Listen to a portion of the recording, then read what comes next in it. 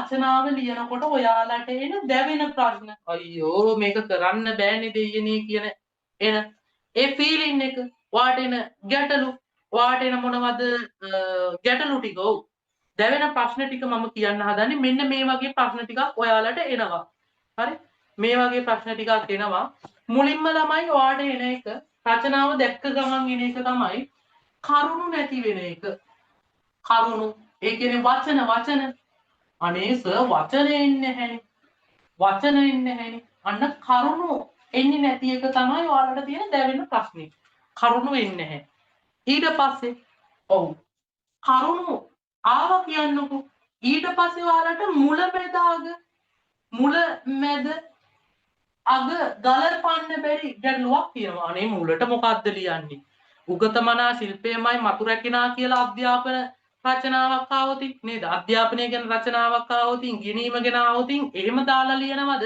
එහෙම නැත්නම් ඒක මැදදි දානවද කියලා අන්නේ මුල මැද අග කොහොමද ඡේද වෙන් කරන්නේ අර අරුණන් ඡේද මෙච්චරක් ලියනවා අත රිදෙනවට පෑන ඉවර වෙනවට ඡේද වෙන් කරන්නේ වුණුත් ඉන්නවානේ එතකොට කොහොමද මේක කරන්නේ මුල මැද අග ගලපන්න දන්නේ නැති ප්‍රශ්නයක් තියෙනවා අන්න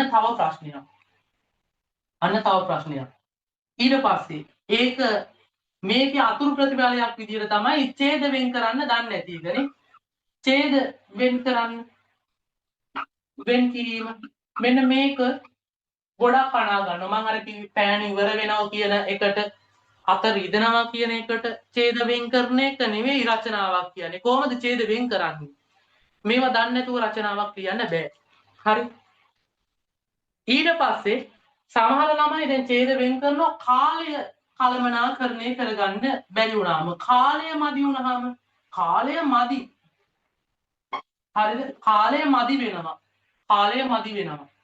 හරි කාලය මදි වෙනකොට ඔයාලට තව අතුරු ප්‍රතිඵලයක් එනවා අකුරු නිකන් අකුරු බවට පත් වෙනවා අකුරු ආයිකින් ඔයා දන්නෙත් නෑ ඔයාලා මේක සයන්නද එහෙම නැත්නම් තයන්නද කියලානේ නේ සමනලයා ලිව්වද සරුංගලේ ලිව්වද කියලා හිතා ගන්න බැරි වෙන විදිහට අකුරු නිකන් ආයිතින් මොනවද වගේ වෙනවා හරි එතකොට ඔයාලට මේ දැවෙන ප්‍රශ්න ටික මගේ ළමයි ඔව් අකුරු එහෙම වෙනකොට අකුරු බවට පත් වෙනකොට අක්ෂර වින්‍යාසය අකුරු ලියන පිළිවෙල හරිද නිකන් අර ගවයා තනකොළ කයි කියලා නේද දන්තජ වලින් තන ලිව්වා වගේ එකක් වෙන්න පුළුවන් කුණු හරප වෙන්න පුළුවන් නේ පොල් ගහට දෙල් ගහක් කියලා ලියන්න පුළුවන් එතකොට අන්න අකුරු බවට පත් වෙනවා හරි එතකොට ඒකේ ප්‍රතිඵලයක් විදිහට අක්ෂර වින්‍යාසය කියන එක වරදිනවා ඊට පස්සේ අක්ෂර වින්‍යාසය වරදිනවා කියන්නේ වාක්‍ය රීති උල්ලංඝනය කරනවා බලන්න මේවා එකට එකක් ගැලපෙන විදිය ඔන්න අකුරු වචන වැරදියට ලියනවා වැරදීම ඊට පස්සේ රීති උල්ලංඝනය කරනවා රීති ගැන හිතන්නේ හරිද වර්තමාන ලේඛන විවරයෙන් කියන්නේ කොහොමද දකුණු භාෂාවෙන් ලියමින් ඉන්නවා එතකොට අන්න එහෙම ගැටලු වෙනවා හරිද ඊට පස්සේ ළමයි ඔව් ඊට පස්සේ මේ ඔක්කොම ආවහම සාමාන්‍යයෙන් 300ක් 350ක් වනසේ රචනාව ලියන්න කිව්වහම ඔයාට ඊට පස්සේ දැවෙන ප්‍රශ්නේ තමයි හරිද ඔව් වචන සංඛ්‍යාව નિયમિત වචන සංඛ්‍යාව 300ක් 350ක් අතර තියන්න බැරි වෙනවා එක්ක 250යි එක්ක 500යි හරි ඔය වගේ එකක් වුණොත් ඉවරයිනේ පච ටිකක් ගැහුවොතින් 500ක් වෙනවා පච ආවේ නැති වුණොත් 250කට 200කට වගේ බහිනවා ඔහොම වුණොතින් කොහොමද රචනාවක් ලියන්නේ ඔහොම වුණොතින් කොහොමද සිංහල වලට ඒකක් ගන්නෙ ඔහොම වුණොතින් ව්‍යාකරණ පේපරේ ලකුණු 100න් කොච්චරක්වත් ගන්න පුළුවන්ද ඇත්තටම බෑ රචනාව එහෙනම් මේ හැම දෙයකටම මේ හැම දැවෙන ප්‍රශ්නයකටම විසඳුමක් අරගෙන තමයි ඔයාලට ආවේ ළමයි රචනාව ලියන ලංකාවේ එතෙක් මෙතෙක් කරපු සහ උගන්වන පන්තිවල සිංහල ක්ලාස් වල ළමයි කෙටිම ක්‍රමේ අපි හඳුන්වලා දීලා තියෙන්නේ මේ කෙටි ක්‍රමයට ගහන්න කෙටි ක්‍රමයක් නෑ මේ කෙටි ක්‍රමෙන් පස්සේ ගොඩක් ඔය ගුරුවරු මේවා කොපි කරලා තියෙනවා. ඒවට මම අර එදා කිව්වා වගේම තමයි අදත් කියන්නේ සැලෙන්නේ නැහැ. එහෙම දුකක් නැහැ. මොකද හොඳම දේවල් කොපි කරත් ඒක දෙන්නේ ළමයින්ට නම් ඇත්තට මේක සතුටුයි. හරිද? අපෙන් පස්සේ හරි එහෙම දෙයක් කරනවා නම් රයිට් මගේ පැටව අහගන්න කතාව. ඔන්න මම ප්‍රශ්න පහේ කතාව කියනවා. මේ ටික ඔයාලට ඕන නම් ඔයාලට දැවෙන ප්‍රශ්න එකක් හරි මං හිතනවා මෙතනදි ඇති කියලා වාගේ හිතේ. හරිද? මේක ඕනනම් කොලයක ලියා ගන්නවා. රචනාවක් ලියනකොට එන ප්‍රශ්න ටික. ඕන ලියා ගන්න. හරිද? ඕන ස්ක්‍රීන්ෂොට් එකක් හරි ගහ ගන්න. මට chat එකට දාන්න ඇත්තටම මේ වගේ දැවෙන ප්‍රශ්න ඔයාලට එන්නේ නැද්ද? දැවෙන ප්‍රශ්න එන්නේ නැද්ද?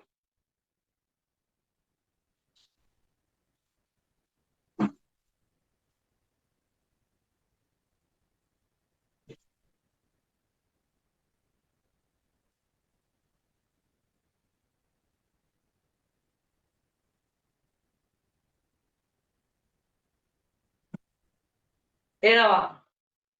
හරි. හරි.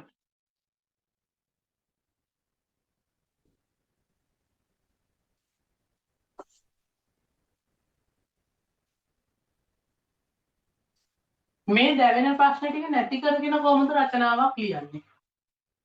ළමයි ඔයාලට මගේ පැටව ප්‍රශ්න පහකින්. ඒ කියන්නේ ඡේද පහකින් හරියටම මේ රචනාව ලියන විදිය මම කියනවා. දැන් රචනාව වෙන්නේ මාතෘකාව දීලා නේද? මාතෘකා දීලා එක මාතෘකාවක් තෝරගෙන ඔයාට එනවා වචන 300ත් 350ත් අතර වෙනසේ 300 හරි 350 ඇතුළත හරි රචනාවක් ලියන්න. එතකොට මගේ ළමයි මම කියන්නේ ඔයාලට මේ 350ට අපිට ආකට් කළොත් 350ට ආකට් කළොත් මේක කරන්න පුළුවන්. හරි? 300 නෙවෙයි 350ට අපිට ආකට් කරලා මම ඔයාලට කියනවා ඡේද කොහොමද හරියටම වෙන් කරගන්නේ කියලා අහගන්න. මේකෙදි මගේ ළමයි මේ කෙටි ක්‍රමේදී ඔයාට ඡේද පහක් ලියන්න පුළුවන්. ඡේද පහක්. ඡේද පහට මොනවද ලියන්නේ? ඒකනේ දෙවෙනි ප්‍රශ්නේ. ඡේද පහට මොනවද ලියන්නේ? ඔව්. ඡේද පහට මොනවද ලියන්නේ? ළමයි පළවෙනි ඡේදෙට ඔයාලා ලියන්න ඕන. හරිද? ඕනම රචනාවකට ලියන්න ඕන. ඒ රචනාවේ මොකක්ද? ඒ කියන්නේ මොකක්ද? කුමක්ද කියන එක. ඒ රචනාව අහලා තියෙන්නේ මොකක් සම්බන්ධවද කියලා ඔයාලා විග්‍රහයක් කරන්න ඕන. හිතන්න ඔයාගෙන් අහනවා කියලා ස්වභාවික විපත් කියලා. ස්වභාවික විපත් කියන්නේ මොනවද කියලා ඔයා විග්‍රහ කරන්න ඕන. ඔයාගෙන් අහනවා කියනකො අධ්‍යාපනය ගැන රචනාවක්. අධ්‍යාපනය කියන්නේ මොකක්ද කියලා ඔයාලා විග්‍රහ කරන්න ඕන. හරි? ඒකට තමයි කුමක්ද කියන එක. දැන් ඔයා හිතන්නකො මත්ද්‍රව්‍ය ගැන විචාරයක් මේ රචනාවක් ලියනවා කියලා මත්ද්‍රව්‍ය ගැන. මත්ද්‍රව්‍ය කියන්නේ මොනවද?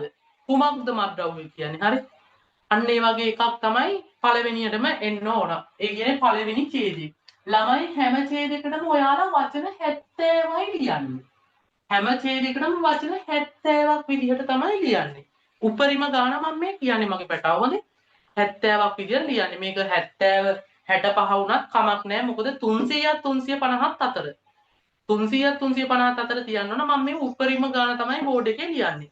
ඔන්න ඔයා කුමක්ද කියන එක ලිව්වා. හරිද? ඊට පස්සේ ඒකේ දැන් තත්වය වර්තමාන තත්වය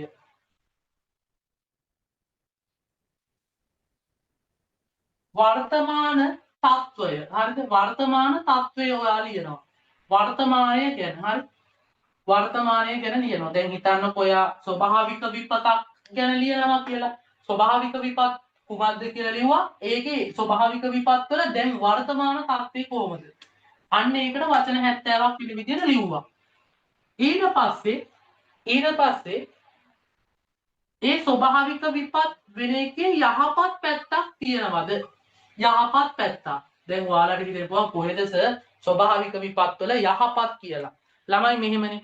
දැන් හිතන්නකෝ මේ ස්වභාවික විපත් දැන් 2025 අවසානයේදී වගේ ආවනේ. ගම් වතුර නායයන් නේ ඔය බදුල්ල මහනුවරක වගේ නේද? නගර ආයිතින් හොයන්නත් නැති වෙන්න වෙන සමහර ගම් ගියානේ. ගමක් තිබ්බද කියලාවත් හොයාගන්න බැරි වෙන්න නැති වුණානේ. එතකොට හිතන්නකෝ ඒ ගම්වල ඒ ගෙවල් වල හිටියේ ගොඩක් දුප්පත් අහිංසක මිනිස්සුනේ. සමහර වෙලාවට කටු මැටි ගයක් වෙන්න පුළුවන්. සමහර වෙලාවට කූඩාරමක් නේ ටකරන් නිවාසයක් වෙන්න පුළුවන්. එතකොට ඒ මිනිස්සුන්ට ජීවිත හානියක් නොවි ගේ විතරක් ගියා කියලා හිතන්නකෝ.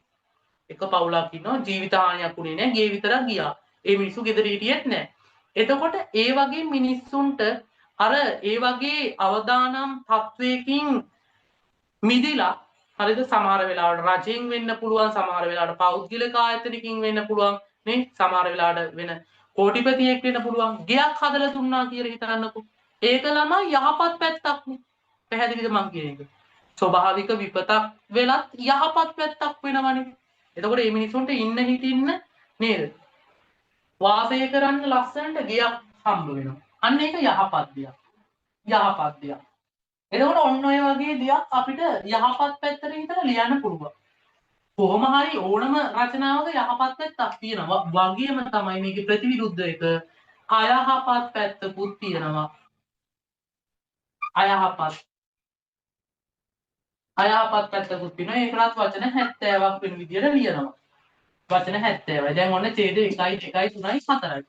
අවසාන එක මගේ පැටව අවසාන එක යෝජනා දැන් අයහපත් පැත්ත ළමයි අයහපත් පැත්ත නම් ඕන දෙයක් කියන්න පුළුවන් අපිට මොකද මිනිස්සු නාය ගියාම මැරෙනවා නේද ඒ දරු මල්ලෝ නැති වෙනවා එතකොට දැන් අධ්‍යාපනයේ ගෙනුම ලබන ළමයින්ට අර 25 වුණා වගේනේ ගොඩක් ළමයින්ට අපි ඒවට උදව් කරා නේද නොමිලේ කාඩ් දුන්නා එතකොට ළමයි පොත්පත් නැති වෙනවා නේද ඒ ඉස්කෝලේ යන්නේ පහසුකම් ඔක්කොම තිබ්බේවා නැති වෙනවා මුළු සේ සතම නැති වෙනවා අන්නේ අයහපත් ඉඩම් කඩම්ද සල්ලි මිල මුදල් යාන වාහනද මේ කාර් පිටින් ගහගෙන ගියේ. එතකොට අන්න අයහපත් පැත්තනේ. අයහපත් පැතිකඩ අපිට පෙන්වලා දෙන්න පුළුවන්. හරි. එතකොට ඔන්න වචන 70ක් විතර ලිව්වා. අන්න ඊට පස්සේ යෝජනා. ඔන්න දැන් අපිට රජයට කියන්න පුළුවන් නේ. දැන් හිතන්නකෝ ස්වභාවික විපතක් සිද්ධ නොවෙන්න යෝජනා අපිට ඉදිරිපත් කරන්න පුළුවන් ස්වභාවික විපතක් සිද්ධ වෙන්න කලින්නේ දැන් පෙරදිග ධාන්‍යාගාරය කියලා විරුදාවලිය තිබ්බට ළමයි දැන් වෙනකොට එහෙම එකක් නෑනේ හැමදේම පිට රටින්නේ ගෙන්නන්නේ නේ ආනයනය කරනවනේ එතකොට මගේ ළමයි අන්න ඒවා ඒ කෘෂි කර්මාන්තයනේ දැන් හිතන්නකෝ ළමයි මෙන්න මේ වගේ විපතක් මේ ස්වභාවික විපතක් වෙනකොට මාස 6ක් 12ක් විතර අපිට ළමයි ගබඩා කරන්න පුළුවන් නම් වී ටිකක්නේ වී ටිකක් ගබඩා කරලා තියන්න පුළුවන් නම් ඒ වගේ මිනිස්සුන්ට බෙදා හරින්න සහ ඔය කඳු බෑවුම් වල ඉන්න නේද මිනිස්සුන්ව ඒ වගේ අර බලපෑමක් ඇති වෙයි කියලා ඒ වගේ අර ළමයි විපතක් සිදු වෙයි කියලා හිතන ප්‍රදේශ වලින් ඈඩ් කරලා ඒ මිනිස්සුන්ට ඉඩම් ටිකක් අරන් දෙන්න පුළුවන් නම් නේද ඒ මිනිස්සුන්ට ගෙයක් දොරක් හදලා දෙන්න පුළුවන් නම් දුප්පත් අර දරිද්‍රතාවයේ හිමි පෙත්තෙම ඉන්න මිනිස්සුන්ට අන්න යෝජනා අදහස්නේ යෝජනා අදහස් එතකොට ළමයි මේ කාලගුණය කියන්නේ ස්වභාවික විපතක් වෙනවා කියලා සිග්නල් එකක් දැන් තාක්ෂණයේ දියුණුවනේ සිග්නල් එකක් වැඩ කරන විදිහට හදලා එහෙම දෙන්න පුළුවන් නම් හැම ගමකටම මේක යවන්න පුළුවන් නම් කොච්චර දේවල් තියෙනවද ළමයිනේ කොච්චර සිස්ටම් තියෙනවද මේක වෙනස් වෙන චේන්ජ් වෙනනේ එතකොට අන්න ඒවට අපිට හිතලා දාන්න පුළුවන් යෝජනා අදහස් වලට නිකම් බලන්න එකතු කරලා 70 ඒවා පහක් කියන්නේ වචන 350ක් දන්නේම නැතුව රචනාව ගොඩ මගේ ළමයි ඇත්තටම පොඩ්ඩක් chat එකට දාන්න මේ 2026 මේ පාර ප්ලෑන් එක ඔයාලට කිව්වේ හරිද දැන් මම කියනවා 2026 මගේ පැටවු මේ පාර අනුමාන රචනා ටික දැන් මම මාතෘකා ටික කියන්න හදන්නේ හරි chat එකට දාන්න සුපිරිද මේ කිරි ක්‍රමේ සුපිරිද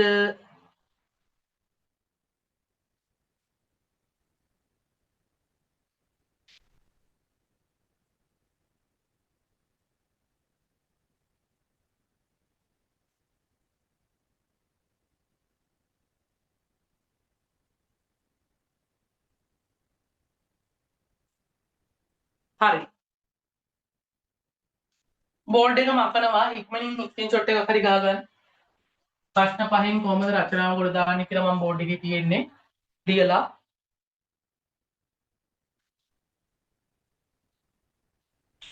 right හැකුවා ළමයි දැන් 2026 මේ පාරේ එන්න පුළුවන් අනුමාන රචනා ටික තමයි දෙන්න හදන්නේ.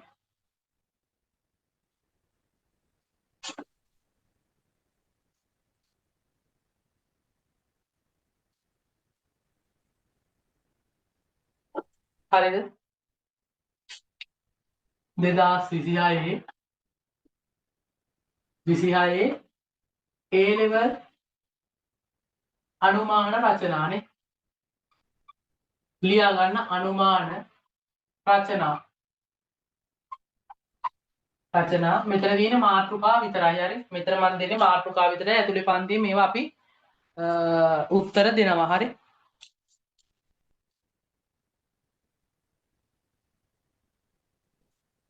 හරිද? මේ පාර බොහෝ දුරට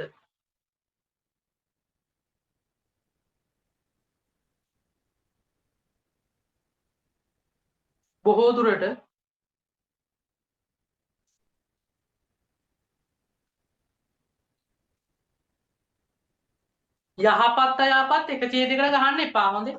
ඡේද දෙකකට ගන්න එක මේ අර මෙතෙන්දි ළමයි ඔයාලට ඕන විදියට ලියන්න එපා. මම මේ කියන්නේ අර ප්‍රශ්න පහේ විදියට ලියන්න. ඒක පට්ට හරිද? අර එක ගොඩේ ලියනවට වැඩිය අතර ඉදෙනවට ඡේද මාරු කරනවට වඩා පෑන් ඉවර වෙනකොට ඡේද මාරු කරනවට වැඩිය මේ ප්‍රශ්න පහේ ක්‍රමය අනුගමනය කරන්න. එහෙම කරොත් වරදින්නේ නැහැ. හරි. පොඩ්ඩක් හිතන්න, හිතලා ඒක කරන්න. කැමති නම් කරන්න, නැත්නම් ඉතින් කරන්න එපා. හරිද? right. හරි. අනුමාන ටික මම කියනවා. ළමයි මේ පාර ගොඩක් ප්‍රතිශතයක් තියෙනවා මේ පාර ඩෙන්ගු මර්ධනය වගේ ඩෙන්ගු මර්ධනය කියන මාතෘකාව යටතේ. හරි. සෞඛ්‍ය හා ඩෙන්ගු මර්ධනය වගේ මෙන්න මේ වගේ කාලෝචිත රචනාවක් එයි කියලා. ඩෙන්ගු මර්ධනය. මොකද හේතුව දැන් මේ වනකොට ඩෙන්ගු රෝගීන් 44000කටත් වඩා අධිකව නේ මේ ඊයේ පෙරේදා රුහුණු කැම්පස් එකේ අපේ ශිෂ්‍යාවක් මිය ගියා. මේ අපේ ওই ගෝලයන්ගේ බැච් වල ඉන්න යාළුවෙක්. මම දැක්ක අපේ ළමයි ස්ටේටස් එකේම දාලා දිනවා මේ මැරුණා ඩෙන්ගු හැදිලා. හරිද? ඩෙන්ගු හැදිලා මැරුණා. එතකොට මේ එහෙම වෙන්නේ ඇයි? එහෙම වෙන්නේ මේ අයහපත් ළමයි ජීවන රටාවනේ. ඇයි එහෙම මං කියන්නේ? සමහර ඒගොල්ලෝ දැන් හිතන්නකො කොහේ හරි කඩේකට ගිහිල්ලා යෝගට් එකක් කාලා හරි යෝගට් කෝප්පයක් හරි පාරේ දාලා එන්නනේ බලන්නේ නේ. ඒක නිකන් අර වීරකමක් කියලා හිතන්නේ. ඒ යෝගට් කෝප්ප ඇති ජීවිතයක් විනාශ වෙන්නනේ. එතකොට මේ ඩෙන්ගු මර්ධනය කොහොමද ඩෙන්ගු වළක්වා ගන්න අනුගමනය කරන්න ඕන පිළිවෙත්. අන්න ඒ වගේ දෙයක් මේ පාර එන්න බොහෝ දුරට ඉඩකඩ තියෙනවා. හරිද? ඊට පස්සේ මේක එක කියලා ගන්න. ඊට පස්සේ එන්න ඉඩකඩ තියෙනවා. ඔව්. ගම් වතුර නායයන් ගම් වතුර නායයන් කොටින්ම කිව්වොත් ස්වභාවික විපත් එන්න පුළුවන්. ස්වභාවික විපත් ගැන එන්න පුළුවන්. මොකද ලොකු කාලයක් නෑ අර මේ නායයන් ගිහිල්ලා මිනිස්සු පවුල් ගණන් ගම් ගණන් නේද ගිය ඒවනේ. ඒක නිසා ස්වභාවික විපත් කියන එක යටතේ එන්න පුළුවන් නායයන් කියන එක යටතේ. හරි. මෙන්න මේකත් එන්න පුළුවන්. AI කෘත්‍රිම බුද්ධි. හරිද? කෘත්‍රිම බුද්ධිය අධ්‍යාපනයට යොදා ගැනීමේ වැදගත්කම. AI අධ්‍යාපනයට යොදා ගැනීමේ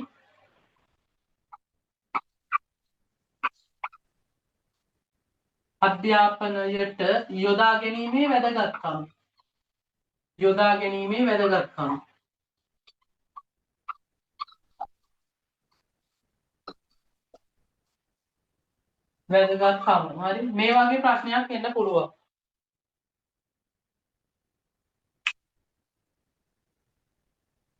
මේ වගේ ප්‍රශ්නයක් එන්න පුළුවන්.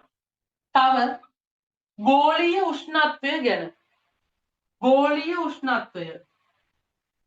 ගෝලීය උෂ්ණත්වය ගැන එන්න පුළුවන්. හරි. දැන් ඊයේ පෙරේද ළමයි මතකද ඊයේ පෙරේද කියන්නේ දැන් මාස දෙක තුනකට උඩදීනේ ඉන්න බැරි වුණානේ නිකන් අර පිටේ නිකන් AC එකක් අයි කරගන්න පුළුවන් වගේ විකල්ප මාර්ගවලට නිකන් යන්න හිතුණා වගේ අදහසක් ආව නේද? ඒ කියන්නේ අර එච්චරට රස්නියක් මො ඉන්න බෑ මේ දැන් වොච් එකක් දානවා ආයෙත් වොච් එකක් දාන්න හිතෙනවා. ඒ වගේ මයින්ඩ් එකක් ආවනේ.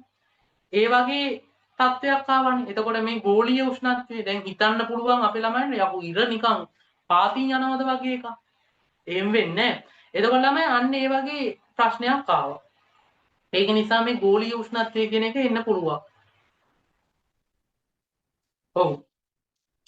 ඊට පස්සේ මේ ඔක්කොම ලියා ගන්න. ඊට පස්සේ මම බෝඩ් එකේ මගනවා මේක ලියා ගන්න නැතිනේ. ඊට පස්සේ මේ දැන් මේ ගෝලීය උෂ්ණත්වය එහෙම නැත්නම් කාලගුණයේ විපර්යාස නිසා මොනවද වෙන්නේ ඊට පස්සේ? ඔව්. මෙන්න මේ කාලගුණයේ විපර්යාස නිසානේ අපි ලියමු දේශගුණයේ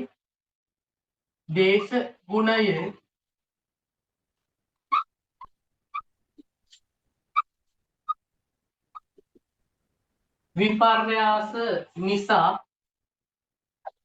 කෘෂි කර්මාන්තය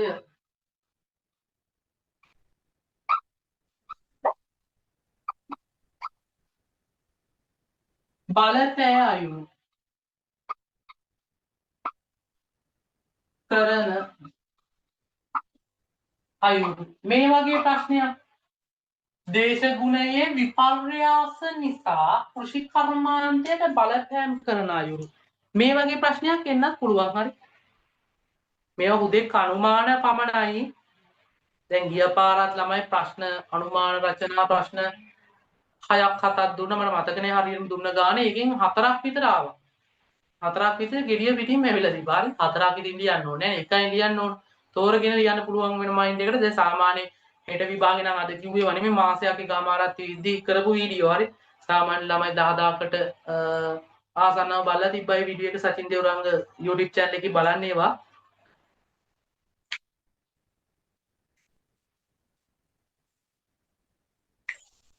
අන්න තව එකක් තියෙනවා යුද ගැටුම් ලෝක යුද ගැටුම් හරි ලෝක යුද ගැටුම් මේ ප්‍රශ්නෙත් එන්න පුළුවන් ලෝක යුද ගැටුම් මෙන්න මේ ප්‍රශ්නේ ලෝක යුද ගැටුම් නිසා ලංකාවට බලපෑම් කරන අයුරු නේ ඊශ්‍රායලයයි මේ ඉරානයයි ගහගන්නකොට ඇමරිකාවයි ගහගන්නකොට ඒක ලංකාවට කොහොමද බලපෑවේ නේ පෙට්‍රල් ගණන් ගියා පෙට්‍රල් පෝලිං ඇති වුණා නේද ගෑස් ගණන් ගියා හැමදේම කිරිපිටි ගණන් ගියා මේ හැම දෙයකටම කොහොමද ලෝක යුද්ධය බලපෑම් කරේ නේ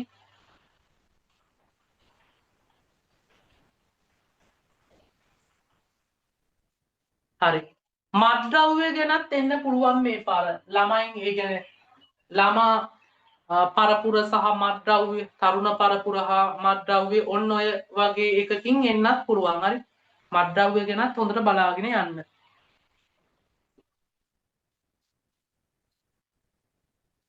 මං කිව්වා වගේම මේවා ඇතුලේ පන්තියේදී අපි රචනා වලට උත්තර දෙනවා හරිද දැන් තවමත් රෙජිස්ටර් වෙච්ච නැති ළමයින්ට අපේ ක්ලාස් එක එන්න පුළුවන් හරි මත්ද්‍රව්‍ය ගැන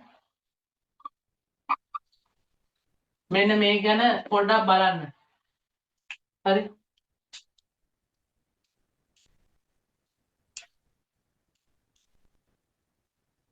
මේ ගැන පොඩ්ඩක් බලන්න රයිට් තව දෙකක් මම ලියන්නම් සංචාරක කර්මාන්තය හරි සංචාරක කර්මාන්තය නගා සිටුවීමට කරන්න පුළුවන් දේවල් වගේ එකක් එන්න පුළුවන් සහ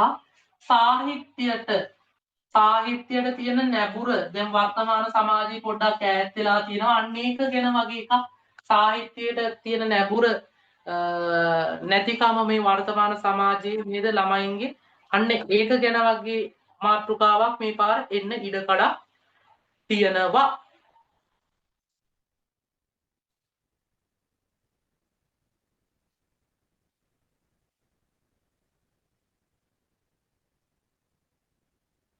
හරි මගේ ළමයින්ට තේරුණා කියලා මං හිතනවා chat එකට දාන්න තේරුණායි මම කියලා.